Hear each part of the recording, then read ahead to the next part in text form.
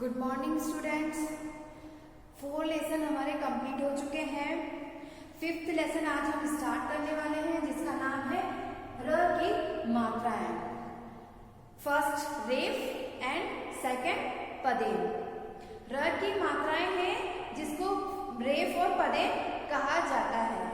ये बच्चों रे के रूप भी हैं और हम इनको मात्राएं भी कर सकते हैं। Understood? So open your book lesson number 5 page number 53। Okay, so start करते हैं। बच्चों र के 3 रूप होते हैं। कितने रूप होते हैं?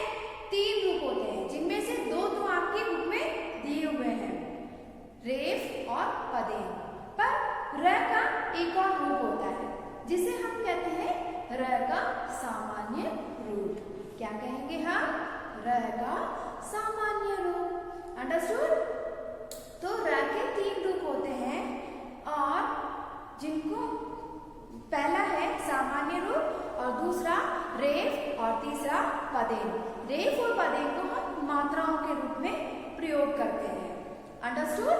और जो सामान्य रूप है उसको हम ऐसे ही लिखते हैं।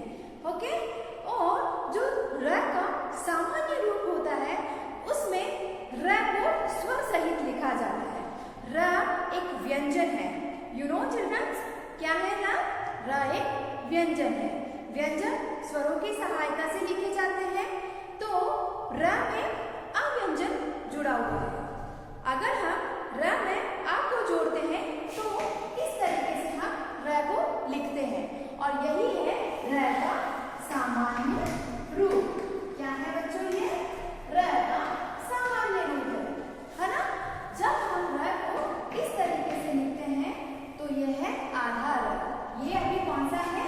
स्वर रहित है ना? क्या है ये? स्वर रहित र है ना? और जब हम इस र में आ को जोड़ देते हैं तो ये हो जाता है र। और ये कौन सा है अभी? स्वर सहित। कौन सा है बच्चों? ये स्वर सहित है ना? तो सामान्य र का जो सामान्य रूप में उसमें र को स्वर सहित लिखा जाता है। अंडरस्टूड? सामान्य रूप में र को स्वर सहित लिखा जाता है। एग्जाम्पल, जैसे उदाहरण देख लेते हैं हम।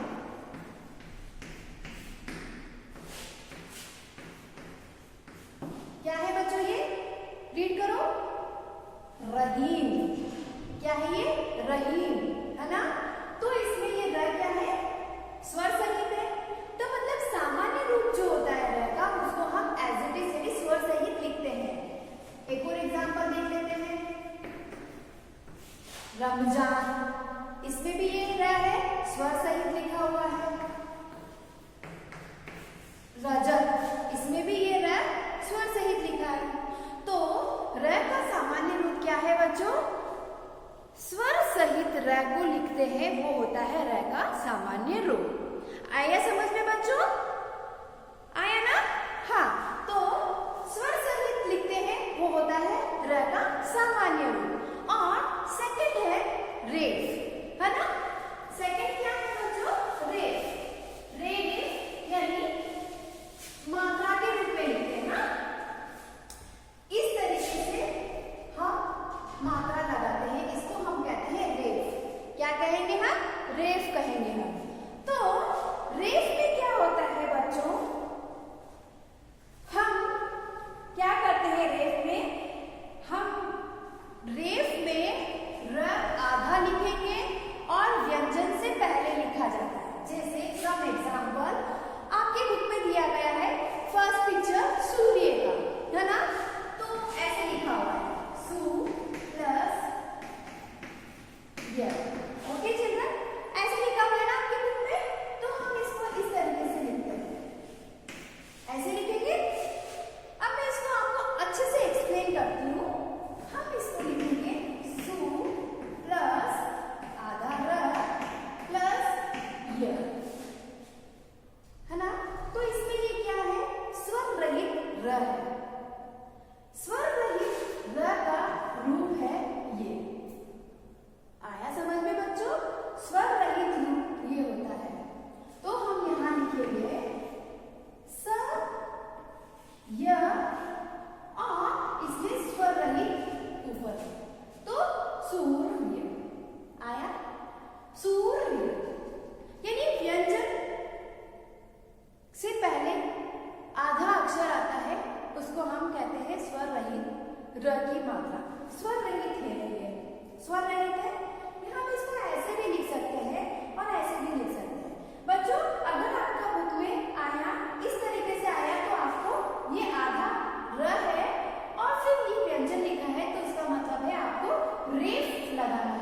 यानी रेफ की मात्रा इस तरीके से लगानी है। ओके, नेक्स्ट जैसे मैंने लिखा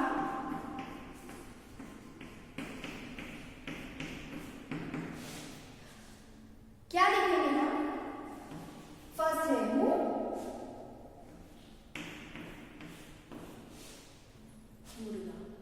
आया समझ में? तो हम इस तरीके से भी लिख सकते हैं इसको। आपकी बुक में सिर्फ र की मात्रा दी गई है रेफ। ओके, सो आपको मैं एक्सप्लेन करने के लिए बता रही हूँ कि रेफ में स्वर रहित र का प्रयोग किया जाता है। अभी ये र है वो कौन सा है? स्वर रहित है। स्वर रहित र को लिखने के लिए उसकी मात्रा का हम यानी रेफ का प्रयोग करते हैं। आया समझ में? तो हम यहाँ अभी हम इसको पढ़ेंगे तो ये क्या है? मुगा। तो हम इस स्वर रहित र की मात्रा क्या है? ये स्वर रहित मात्रा र है, र की मात्रा है रेफ, तो हम इसको इस तरीके से ऊपर लगाएंगे। आया समझ में? इसी तरीके से बच्चों सब एग्जाम्पल एक और उदाहरण हम देख लेते हैं। आपकी बुक में दिया गया है सेकंड एग्जाम्पल स प्लस प। ओके, सो आपको क्या करना है? प के ऊपर ये लगेगा, है ना? इसको मैं एक्सप्लेन करती हूँ। स इसका ये क्या है? स्वर रहित र की मात्रा है, तो हम इसको लिखेंगे यहाँ पर स्वर रहित र। अभी ये स्वर रहित र है और फिर प लिखेंगे। तो हम इसको जब हम लिखेंगे तो सब आया समझ में? आया समझ में? बच्चों ये भी सही है और ये भी सही है। अगर आपके कभी ऐसा लिखा हुआ आता है स्वर रहित व्यंजन से पहले अगर स्वर रहित र है तो आपको ये रेफ यानी इस मात्रा का प्रयोग करना है। वैसे आपकी बुक में तो सभी में और डायरेक्ट रेफ ही दिया गया है। सो आपको लिखने की जरूरत ही नहीं है, मतलब आप अच्छे से समझ रहे होंगे। तो आपकी जैसे नेक्स्ट है कर्म। कर्म है ना, तो मैं आपको कैसे लिखूंगी? क प्लस न। अगर ऐसा आया हुआ है तो आपको ऐसे ही लिखना है, और अगर ऐसा आया है तो भी आपको ऐसे ही लिखना है। अंडरस्टूड? Understood children? तो डोंट बी कंफ्यूज। अगर ऐसा रेफ की डायरेक्ट मात्रा लिखी हुई है तो भी आपको रेफ की ये मात्रा लगानी है, और अगर हाफ यानी स्वर रहित व्यंजन यानी स्वर रहित र लिखा गया है तो आपको रेफ यानी रेफ की मात्रा जो है वो लगानी है। आया समझ में? अब बात आती है बच्चों कि नेक्स्ट आता है हमारा इसी तरीके से बच्चों आपके बुक में जो सारे ये लिखे हुए हैं रेफ की मात्राओं का प्रयोग किया गया है, तो इसी तरीके से आपको सभी मात्राओं का प्रयोग करना है। नेक्स्ट है जैसे मर्म, है ना? ये लिखा हुआ है ना, तो म प्लस म क्या हो गया? मर्म, है ना? ऐसे ही लिखेंगे हम मर्म। ओके, सो हम उच्चारण कैसे करेंगे? मर्म, है ना? नेक्स्ट क्या है? कार्य। कार्य कैसे उच्चारण करेंगे हम? इसका प्रोनाउंस कैसे करेंगे? कार्य।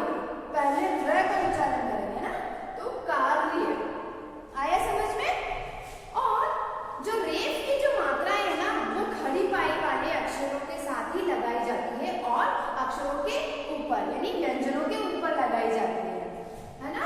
जैसे इन सभी व्यंजनों के ऊपर लगाई जाती है। नेक्स्ट मार्ग, ऐसे ऊपर। नेक्स्ट व्यर्थ, ऐसे। आया समझ में? तो इसी तरीके से आपको ये रेफ की मात्राएं तो लगानी है और उनका प्रयोग करना है। नेक्स्ट क्या है बच्चों आपका? पदेन। हम इसको रीड कर लेते हैं बच्चों, क्या लिखा हुआ है आपकी बुक में। सारे में जो शब्द लिखे हुए उनको रीड कर रही हूँ, आपको भी साथ साथ में रीड करना है। पहला है कर्म, मर्म, मार्ग, व्यर्थ, तर्क, खर्च, दर्शन, आदर्श, धार्मिक, दर्पण, अर्जुन, गर्व, पर्ण, पर्वत, धैर्य, सर्ग, वर्तनी। व्यर्थ में खर्च मत करो, व्यर्थ में खर्च मत करो, यानी व्यर्थ यानी वेस्ट करना, खर्च करना यानी इन्वेस्ट करना, यानी फालतू में खर्चा मत करो। मार्ग पर कचरा मत फेंको, यानी रास्ते में कचरा मत फेंको। मार्ग यानी रास्ता। आप लोग कचरा डस्टबिन में डालते हैं ना, तो इसका मतलब है मार्ग यानी रास्ते में कचरा नहीं फेंकना है। सर्प पेड़ पर चढ़ गया, सर्प यानी सांप, स्नैक, तो पेड़ पर चढ़ गया यानी ट्री पर, ट्री, पेड़ यानी ट्री, तो सांप क्या हुआ, सांप पेड़ पर चढ़ गया। आदर्श और दर्शन दोनों भाई हैं, आदर्श और Darshan both brothers. So let's start next पदेन। बच्चों पदेन जो है उसके दो रूप है, पदेन एक ये है और एक इस तरीके से है ना। तो आपको फर्स्ट में दिया गया है स प्लस म प्लस रा प्लस ट। अब बच्चों आप देखिए इसमें स्वर रहित म है, आधा म है ना, तो इसका मतलब ये क्या है, स्वर रहित है। तो हम कैसे लिखेंगे, स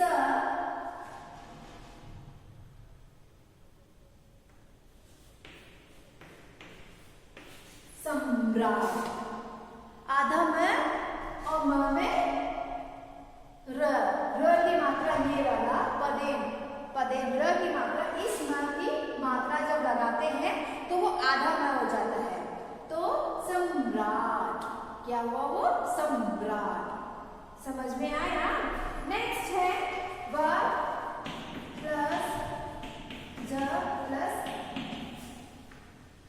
र, तो हम इसको लिखेंगे वज्र, वज्र है ना।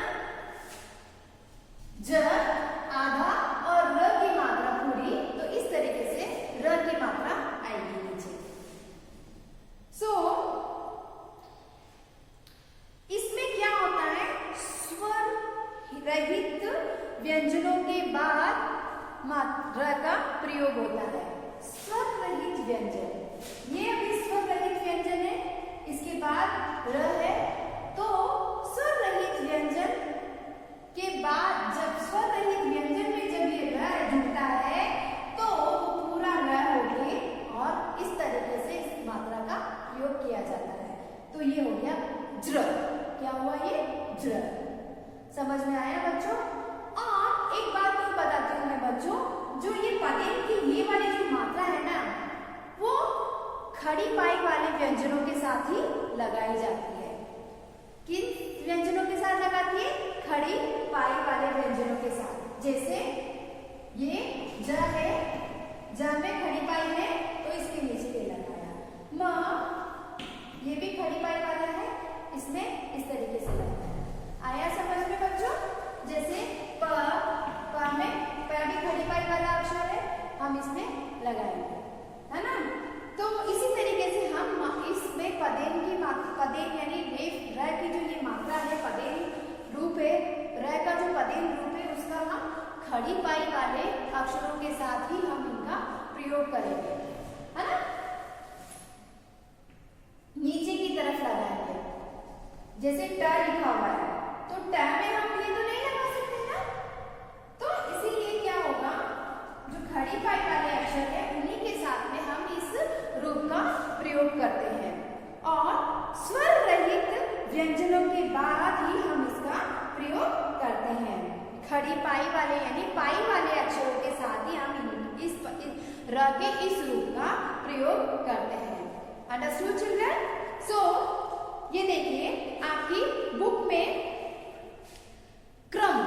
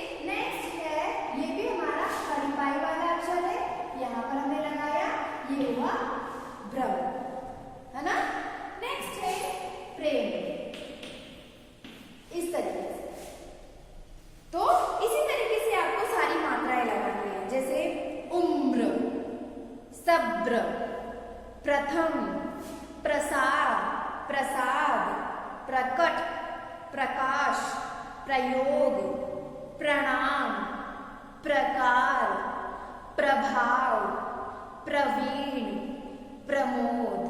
तो हम इनका कैसे प्रोनाउंस करेंगे? प्र, है ना। उसी तरीके से रीड करते हैं हम, बड़ों को प्रणाम करो, यानी अपने से जो बड़े हैं उनको क्या करना है? प्रणाम करना है, यानी नमस्कार करना है ना। मित्रों के साथ प्रेम से बात करो, यानी प्रेम यानी प्यार, यानी पोलाइटली, यानी अच्छे से बात करना है। किससे? मित्रों से। मित्र यानी फ्रेंड्स।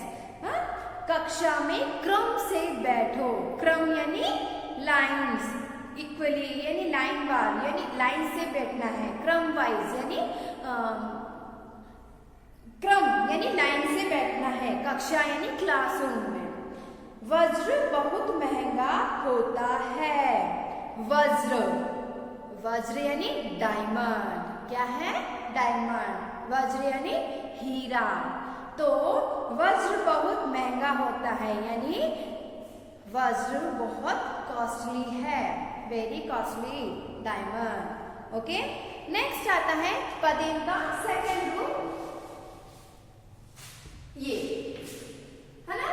तो बच्चों आपको क्या करना है?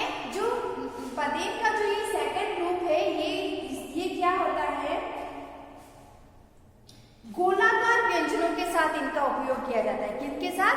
गोलाकार, यानी जैसे ये गोलाकार है ना, ऐसे इनके नीचे हम इस मात्रा का प्रयोग हम इन अक्षरों में नीचे करते हैं।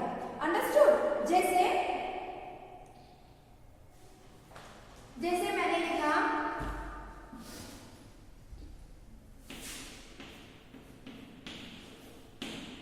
ट्रक, ड्रम, है ना। तो जो गोलाकार अक्षर होते हैं, यानी ड्रम यानी गोलाकार होते हैं ना, उन अक्षरों के नीचे हम र की इस मात्रा का प्रयोग करते हैं। र की इस मात्रा का प्रयोग किनके नीचे करते हैं? गोलाकार व्यंजनों के नीचे करते हैं। और र की इस मात्रा का प्रयोग हम करते हैं पाई वाले अक्षरों के साथ। आया समझ में? तो जैसे फर्स्ट है आपका त, आधा त, और इसमें स्वर रहित व्यंजन का प्रयोग करते हैं। तो क्या है? स्वर रहित त है, उसमें र की मात्रा यानी र की ये वाली मात्रा हो जाती है, तो वो पूरा ट हो जाता है। तो हम इसमें र पहले हम इसको जब प्रोनाउंस करेंगे ना, तो इसमें लेंगे ट्रक, है ना। तो उसका प्रोनाउंस करते समय ट्रक, इस तरीके से हम इसका प्रोनाउंस करेंगे। नेक्स्ट है ड प्लस र प्लस म। तो क्या हुआ? जब ड में ये र जोड़ना है, यानी हाफ ड में ये जुड़ा, तो ये पूरा र हो गया। और ड्रम, क्या है? ड्रम, है ना। उसी तरीके से ट्रेन, ये ट्रेन है ना, तो हम इसको कैसे लिखेंगे?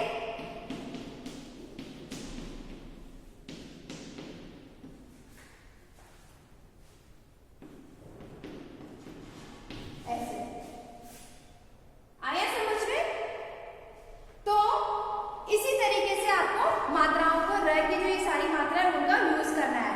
पर ध्यान रखना बच्चों, जो पाई वाले अक्षर है उनके साथ हम इस मात्रा का र के पदेन मात्रा का जो पदेन रूप है, पाई वाले अक्षरों के साथ हम इस पदेन रूप का प्रयोग करेंगे, और गोलाकार अक्षरों के साथ हम इस रूप का प्रयोग करेंगे। आया समझ में? और जो सामान्य यानी र का जो सामान्य रूप है, उसमें हम ये र यानी र को क्या करेंगे? स्वर सहित र को हम लिखेंगे।